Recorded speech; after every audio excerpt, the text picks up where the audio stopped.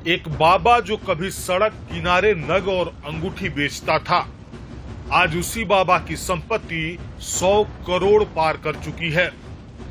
नाम है उसका छांगुर बाबा उर्फ जमालुद्दीन और उसका काम है धर्मांतरण का गंदा नेटवर्क चलाना। यूपी एसटीएफ ने इस बाबा को उसके साथियों के साथ गिरफ्तार किया है। देश भर में लड़कियों को फंसाकर पैसे लेकर उनका धर्म बदलवाने का धंधा किया जा रहा था और अब मामला एसटीएफ, एटीएस, ईडी और एनआईए तक पहुंच चुका है। आपको बता दें कि कुछ दिन पहले यूपी के बलरामपुर जिले में कई लोगों ने धर्म बदलकर घर वापसी की थी। जब पुलिस ने इन लोगों से पूछताछ की तो एक नाम सामने आया, छांगुर बाबा, जो खुद को सूफी संत बताता था। एसटीएफ ने बलरामपुर के मधुपुर गांव में छापेमारी की और छांगुर बाबा को उसकी साथी नीतू उर्फ नसरीन के साथ पकड़ा। बाबा पर 50,000 रुपए का इनाम था।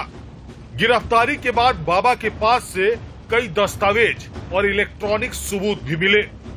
एसटीएफ के मुताबिक ये गैंग युवतियों और नाबालिगों को निशाना बनाता था, कभी प्यार के नाम पर तो कभी पैसे या शादी का लालच देकर और कभी धमकाकर उनका धर्म परिवर्तन कराता था। छांगुर बाबा ने एक किताब भी छपवाई थी, शिजर-ए-तैयबा, जिसमें इस्लाम का प्रचार किया गया था। बाबा अपनी दरगाह को आध्यात्मिक स्थल बताकर वहां धर्मांतरण कराता था। लखनऊ की एक लड़की गुप्ता गुंजा का मामला सामने आया। एक युवक ने खुद को अमित बताकर उससे दोस्ती की, फिर उसे छांगुर बाबा की दरगाह ले गया और वहां उसका धर्म परिवर्तन कराया गया और नया नाम रख दिया गया अलीना अंसारी। ऐसे ही दर्जनों केस एसटीएफ की फाइल में दर्ज हैं। बाबा के नेटवर्क ने जाति के हिसाब से रेट कार्ड तक बना रखा था।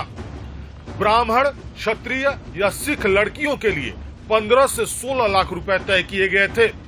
वहीं पिछड़ी जाति के लड़कियों के लिए 10 से 12 लाख रुपए और अन्य वर्ग के लड़कियों के लिए 8 से 10 लाख रुपए तय किए गए थे।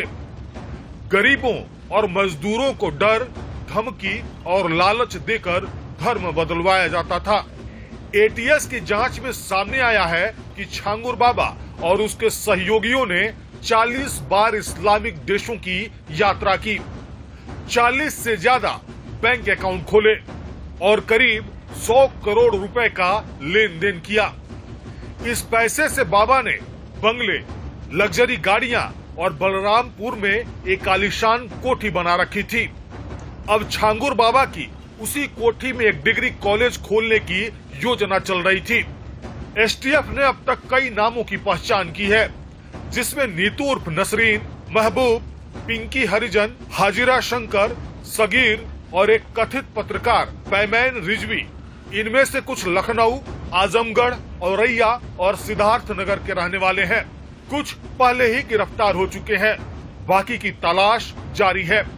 एक बाबा जो कभी सस्ते नग बेचता था, कैसे 100 करोड़ रुपए की दुनिया खड़ी कर बैठा।